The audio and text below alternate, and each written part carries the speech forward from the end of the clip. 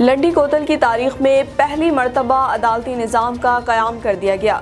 پہلے تعینات سول جج اور جوڈیشل مجسٹریٹ انعام اللہ خان نے آج باقاعدہ چارج سنبھال لیا۔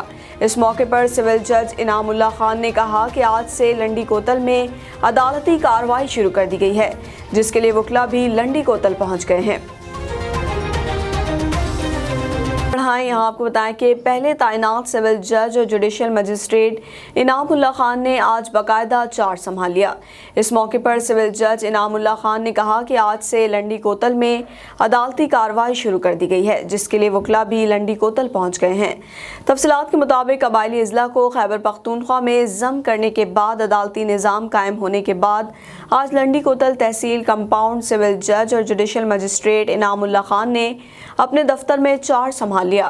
اس موقع پر سول جج انعام اللہ خان نے کہا کہ آج سے لنڈی کوتل میں عدالتی کارروائی شروع کر دی گئی ہے، جس کے لیے وکلا بھی لنڈی کوتل پہنچ گئے ہیں اور عوام کے مسائل بہتر طریقے سے حل کریں گے تاکہ عوام کی مشکلات میں کمی آ جائے۔